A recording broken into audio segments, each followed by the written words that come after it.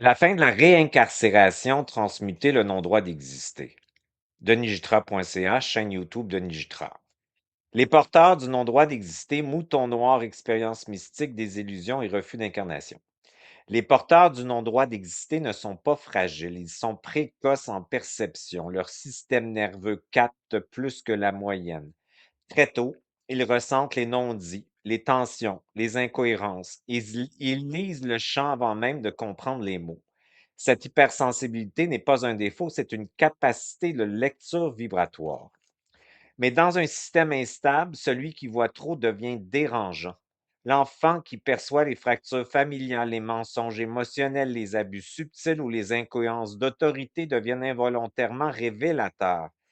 Et lorsqu'un système ne peut pas se réguler, il désigne un porteur, un bouc émissaire. Le bouc émissaire n'est pas choisi parce qu'il est faible, il est choisi parce qu'il est le plus conscient de la dissonance. Le mouton noir ne ment pas avec le groupe. Alors une empreinte s'installe si je suis pleinement moi, si je suis rejeté, si je révèle ce que je vois, je perds le lien. Si je prends ma place, je suis attaqué.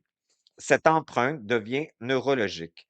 Elle s'inscrit dans l'amygdale comme menace existentielle. Le système nerveux apprend que visibilité égale danger. Les symptômes deviennent chroniques. Culpabilité sans cause précise, sentiment d'être de trop, devoir mériter, peur de déranger en parlant, hypervigilance constante, mimétisme, suradaptation sociale, difficulté à poser des limites, attirance vers des relations envahissantes ou dominantes, dissociation légère en situation de tension, fatigue liée à la surveillance permanente du champ par le système nerveux sympathique de survie, procrastination, système nerveux dorsal quand la réussite approche, autosabotage au moment où tout devient réel ou peut devenir réel, sensibilité exacerbée aux ambiances, contact spontané avec l'invisible, le subtil, le symbolique. L'abus et l'envahissement surviennent lorsque le champ personnel n'est pas stabilisé. Un être qui doute de son droit d'exister laisse des ouvertures. Les personnalités prédatrices, conscientes ou non, reçoivent ces ouvertures. Elles s'y insèrent. Le scénario se répète. Ce n'est pas une fatalité, c'est une cohérence biologique. À cela s'ajoute un autre élément majeur, les expériences mystiques. Beaucoup de porteurs du non-droit d'exister, en fin de cycle, ont vécu des passages d'expansion, des états d'unité, des perceptions amplifiées, des compréhensions profondes parfois dès l'enfance. Ils ont touché quelque chose de vaste, ils ont senti qu'ils n'étaient pas limités à la forme, ils savaient qu'ils étaient autre chose que leur personnalité. Mais presque toujours, ces ouvertures ont été suivies d'une désillusion. Rejet, moquerie, incompréhension, récupération spirituelle, l'expérience intérieure était réelle, la réponse extérieure ne l'était pas. Une fracture se crée alors. Ce que je suis profondément n'est pas à sa place ici. Le refus d'incarnation naît souvent là, non pas par le rejet de la Terre, mais par un choc entre une mémoire d'unité et un monde polarisé. L'âme astrale apprend que s'incarner pleinement équivaut à se limiter, se faire enfermer ou se faire dissoudre dans un système qui ne reconnaît pas sa profondeur. Alors elle choisit l'entre-deux, ni totalement ici, ni totalement absente. C'est épuisant, mais cela semble plus sûr. En fin de cycle, cette stratégie ne fonctionne plus, les illusions extérieures tombent, les maîtres déçoivent, les systèmes spirituels se fissurent, les relations karmiques s'effondrent. Ce n'est pas une perte, c'est un rapatriement. L'extérieur déçoit pour forcer le retour à l'intérieur.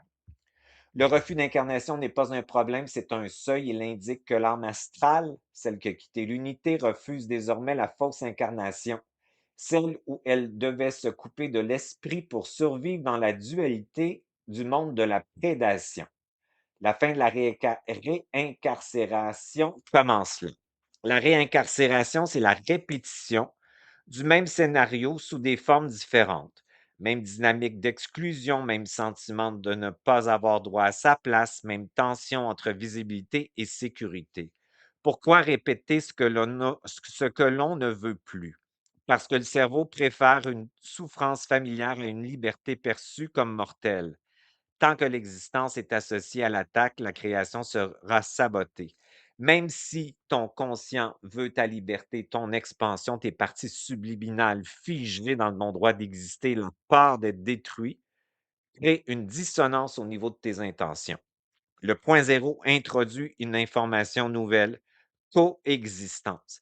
Exister et être en sécurité peuvent coexister. Visibilité, stabilité peuvent coexister. Matière et esprit peuvent coexister. Lorsque cette neutralité est vécue corporellement, le système nerveux cesse de polariser. L'amygdale réduit son alarme, le préfrontal retrouve sa capacité d'action, le striatum cesse d'associer création à punition. Alors l'action revient sans lutte, la création devient organique, l'exposition cesse d'être une menace. Le mouton noir n'était pas inadéquat, il portait une mémoire de séparation, il n'avait pas un défaut d'existence, il portait une expérience inachevée. Quand cette mémoire est transmutée, la culpabilité cesse, le champ devient non poreux, les dynamiques d'abus s'arrêtent, l'incarnation devient stable. Le refus d'incarnation se dissout non parce qu'il est combattu, mais parce qu'il n'a plus de raison d'être. La matière n'est plus une prison, elle devient un prolongement conscient de ta conscience. Et la fin de la réincarcération ne se produit pas en quittant le monde, mais en cessant d'y entrer selon les règles de la séparation, c'est-à-dire en arrêtant de vivre à l'extérieur de soi-même et de créer la matrice de séparation. C'est là que l'âme astrale se réunit à l'âme réelle, c'est là que l'ego cesse d'être avatar de survie, c'est là que l'incarnation devient souveraine. Et à cet endroit précis, exister n'est plus négociable, c'est réel. Cette blessure est l'origine de toutes les blessures de la chute de l'âme. Elle est la racine avant les traumas, la matrice avant les histoires, la chute avant les symptômes. C'est la blessure qui s'installe le non-droit d'exister comme une signature de fond. Et c'est pour ça que tant de porteurs du non-droit d'exister ont l'impression de traîner quelque chose de plus vieux qu'eux, plus grand qu'eux, plus profond que leur biographie. Cette blessure est l'origine de tous les traumas de la chute. Toutes les âmes astrales l'ont. Elles la portent comme une culpabilité originelle, une culpabilité qui n'a même pas besoin d'être expliquée pour être active. Elle est là comme si exister était déjà trop, comme si être vivant était déjà une faute. Et cette culpabilité vient avec des programmes. Elle arrive avec des logigrammes entiers, sacrifices, justifications, masochisme, besoin de bourreau, besoin de victime, besoin de subir pour se sentir réel, perfectionniste, doute, peur de faire une erreur et d'être puni, condamné, détruit, anéanti. Elle installe la codépendance comme stratégie de survie, porter les souffrances inconsciemment de la famille et de l'humanité pour les somatiser, comme si souffrir pour les autres donnait enfin une place, un rôle, un droit d'être là. L'illusion à l'âme astrale de se déculpabiliser. Et la personne ne peut pas avoir si l'autre n'a rien. Elle ne peut pas être bien si l'autre souffre. Elle ne peut pas jouir de sa vie parce qu'au fond, une programmation dit qu'elle n'a pas le droit d'être bien, qu'elle n'a pas le droit d'être en joie, qu'elle n'a pas le droit d'être stable. Alors, elle se maintient toujours dans l'inconfort parce que l'inconfort est devenu familier et la protège de chutes, de destruction et d'échecs et parfois même moralement rassurant. Cette blessure crée l'hypersensibilité, mais pas comme un trait de personnalité, comme une adaptation neurobiologique. Le système nerveux devient un radar. Il scanne tout, il anticipe tout, il lit tout. Il veut éviter la punition, la condamnation, l'humiliation, l'exclusion. Et pour éviter, il sort de soi, il dissocie, il quitte, il fuit, il laisse son espace à l'envahissement énergétique. Il cède sa place, il s'efface, il donne, il se réduit, il se met en arrière et il devient disponible pour les autres parce que cette écoute extraordinaire de l'autre est aussi un moyen de rester en sécurité. Si je te lis, si je te comprends, si je te porte, peut-être que tu ne m'attaqueras pas ou que tu me feras l'honneur de me faire exister. Mais ce mouvement a un coût. L'être se sent comme un objet pour l'autre. Il se sent utilisé, il se sent pris, il a de la difficulté à prendre sa place parce que prendre sa place réactive immédiatement la peur archaïque. Si je prends ma place, je serai puni. Si je prends ma place, je serai abandonné, rejeté, condamné. Si je prends ma place, je serai détruit.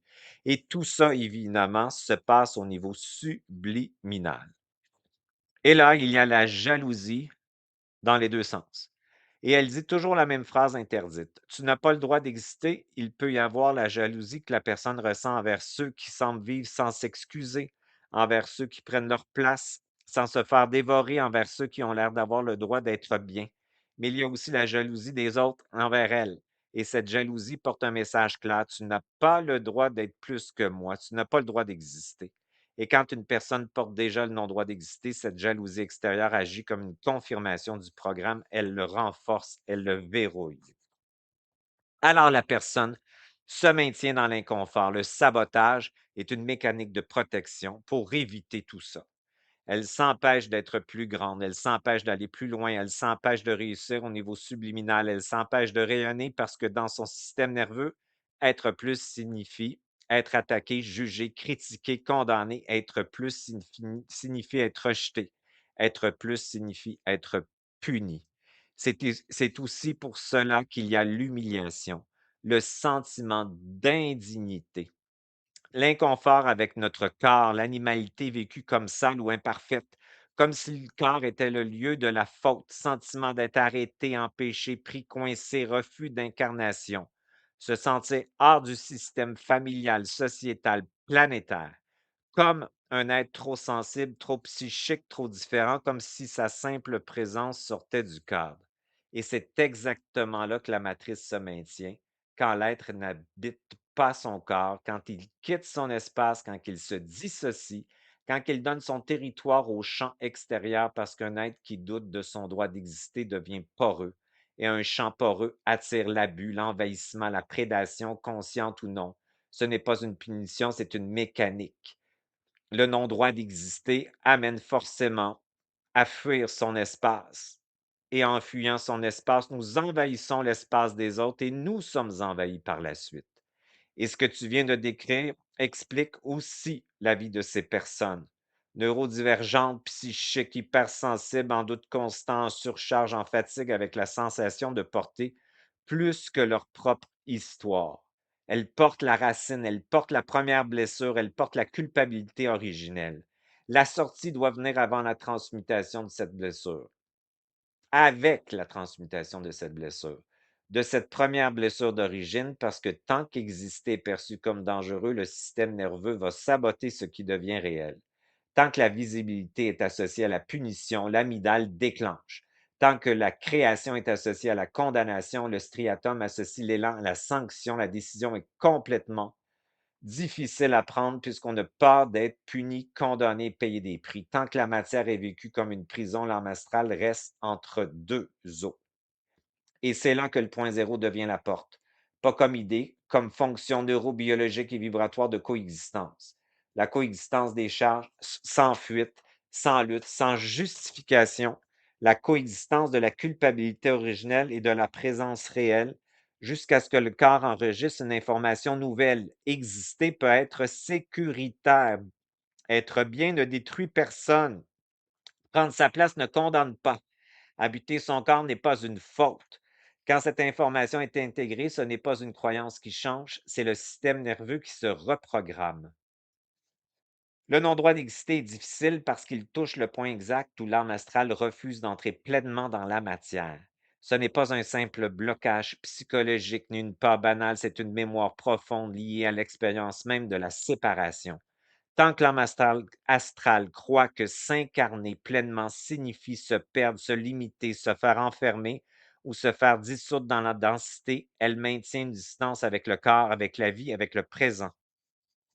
C'est pour cela que le non-droit est si douloureux. Il crée une tension permanente entre l'appel de la vie et le besoin de se protéger, d'être ici et ailleurs en même temps. L'être sent qu'il pourrait vivre, créer, aimer, décider, mais quelque chose retient. Ce quelque chose n'est pas un manque de volonté, ni un sabotage conscient, c'est la part archaïque de se retrouver prisonnier de la forme, du temps, du rôle, de la matière. L'âme astrale préfère alors rester entre deux, ni totalement incarnée, ni totalement absente.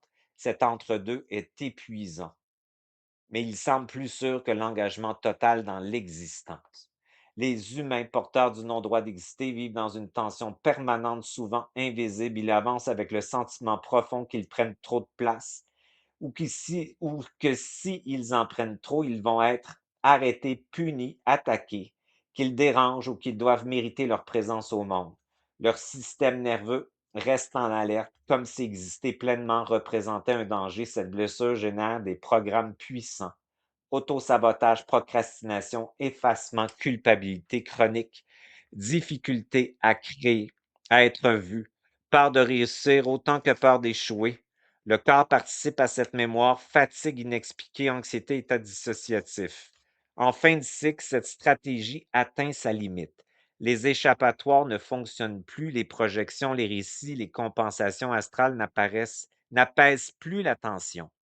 L'âme astrale ressent alors plus fortement le non-droit d'exister, non pas parce que quelque chose va mal, mais parce que le cycle touche à sa fermeture. Ce qui a permis de survivre ne permet plus d'évoluer. Le refus d'incarnation devient conscient et c'est précisément là que se trouve la porte de sortie.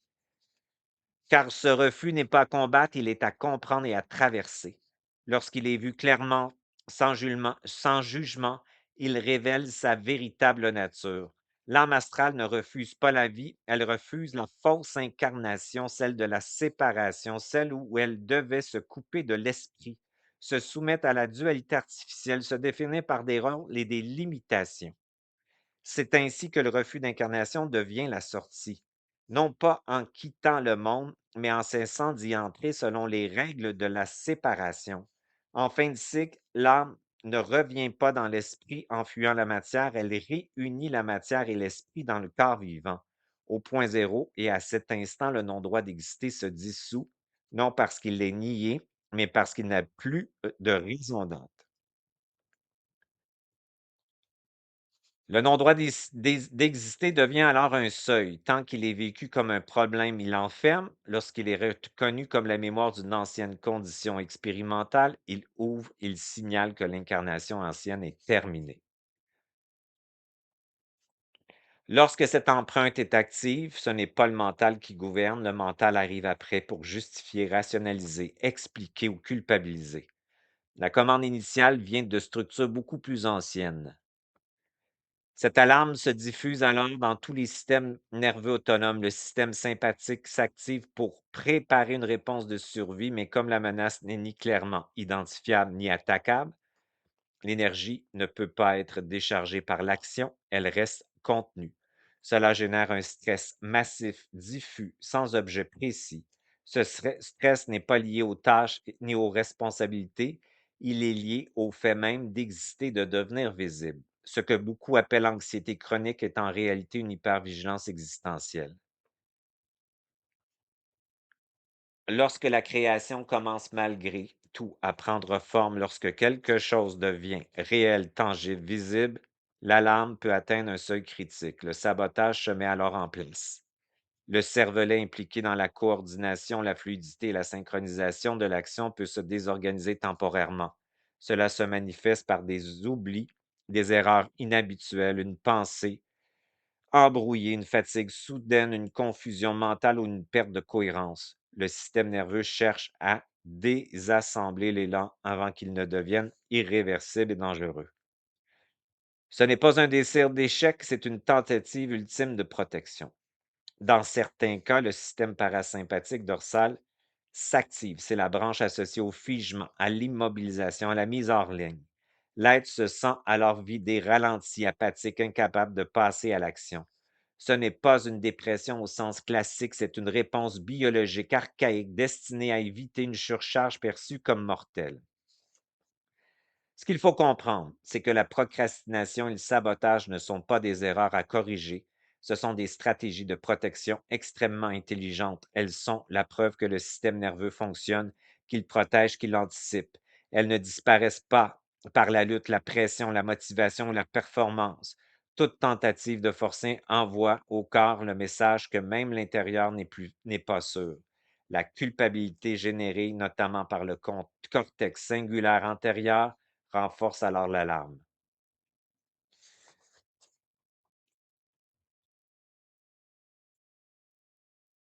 En fin de cycle, cette fonction du point zéro devient indispensable parce que les anciens repères s'effondrent. Les structures externes ne suffisent plus à contenir l'existence, les rôles, les identités, les personnages ne protègent plus. Créer exige désormais une présence réelle. Or, la présence réelle active directement la mémoire du non-droit d'exister tant que la conscience reste polarisée. Le point zéro permet de sortir de cette polarisation sans nier la peur, sans la combattre, sans la transcender. Il permet de la contenir avec son opposé jusqu'à ce que le système nerveux intègre que l'existence peut se déployer sans menace. La sortie de cycle ne passe donc ni par l'effort, ni par la correction du mental, ni par la suppression des pensées. Elle passe par une reprogrammation neuronale par la conscience au point zéro. Lorsque la conscience habite le corps sans justification, sans narration, sans urgence, sans polarisation, le système nerveux reçoit une information nouvelle et stable. Exister peut être sûr. La chute de l'âme n'est ni une faute ni une exclusion par l'esprit. Elle correspond au déploiement volontaire d'une goutte de l'âme réelle essentielle dans l'expérience de séparation. Cette goutte étant ce que l'on appelle l'âme astrale, l'âme réelle, elle, demeure contenue dans l'esprit. Elle ne chute pas, elle ne se fragmente pas. C'est l'âme astrale qui est projetée hors de la continuité immédiate avec l'esprit afin d'expérimenter la densité, la dualité et la différenciation. Cette expérience implique nécessairement le non-droit d'exister comme, non comme une punition, mais comme une condition structurante de la séparation. Exister devient conditionnel, dépendant, négocié. Pour traverser cette condition, une interface se met en place, l'ego. L'ego n'est pas une erreur, mais l'avatar de survie de l'âme. Astral, chargé de maintenir une cohérence identitaire dans un monde où l'être ne peut plus simplement être. Les cycles de réincarnation correspondent à la répétition de cette tentative d'intégration inachevée de la séparation.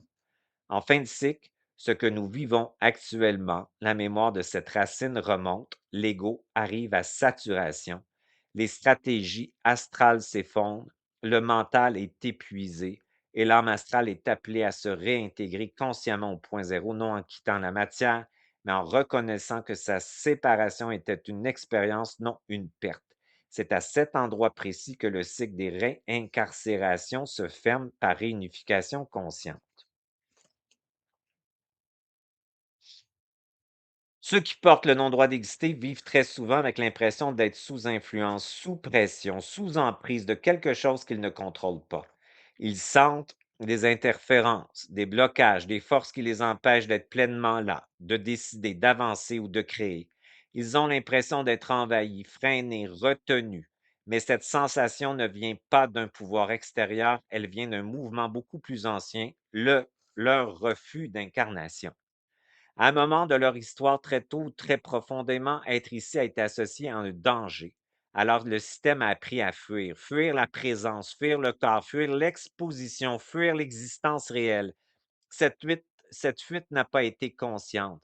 Cette fuite s'est passée par la fuite dans le mental, dans l'espace de l'autre, dans le non-mouvement, dans le passé, dans le futur, dans d'autres boucles de temps. La fuite était la mécanique de survie. Elle s'est faite par dissociation, par adaptation, par mise à distance. L'être a commencé à vivre à côté de lui-même, légèrement retiré pour survivre, légèrement en observation, légèrement ailleurs.